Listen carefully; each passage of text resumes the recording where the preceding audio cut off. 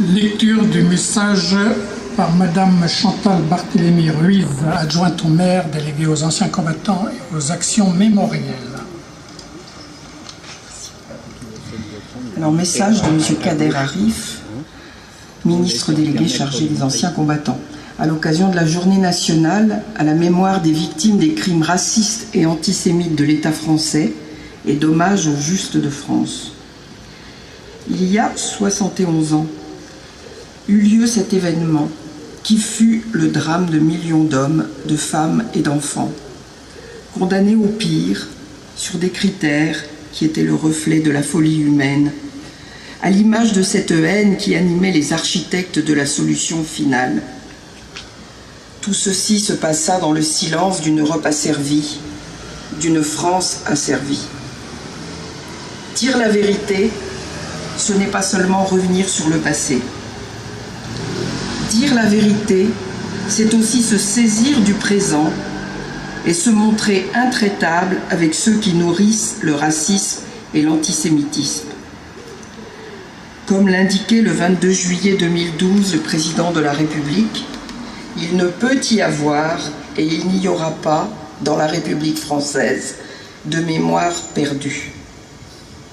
Parmi les rafles, celle du Vélodrome d'hiver, dite rafle du Veldiv, fut la plus massive des arrestations de juifs réalisées en France.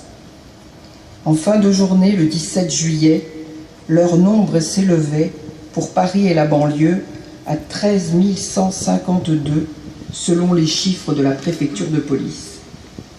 Cette rafle représenta ainsi à elle seule plus du quart des 42 000 juifs envoyés de France à Auschwitz dans l'année 1942. Seuls 811 en reviendront après la fin de la guerre. Au total, entre 1941 et 1944, 75 000 juifs de France furent déportés.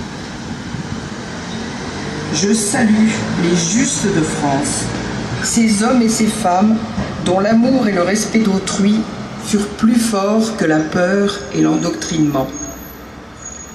Ils se sont montrés prêts à donner leur vie pour préserver celle d'un autre. Ils ont droit à notre hommage.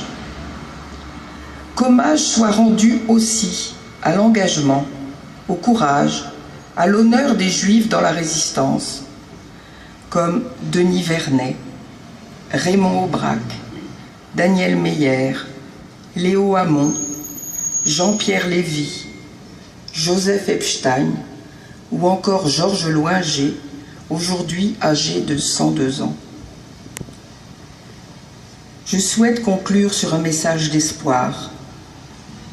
Bien sûr, il faut se souvenir pour ne pas oublier, mais il faut aussi se souvenir pour éveiller les consciences citoyennes, se souvenir pour qu'une telle barbarie ne se reproduise jamais, se souvenir pour construire ensemble un avenir meilleur, se souvenir enfin pour se retrouver autour d'une mémoire partagée dans un monde apaisé.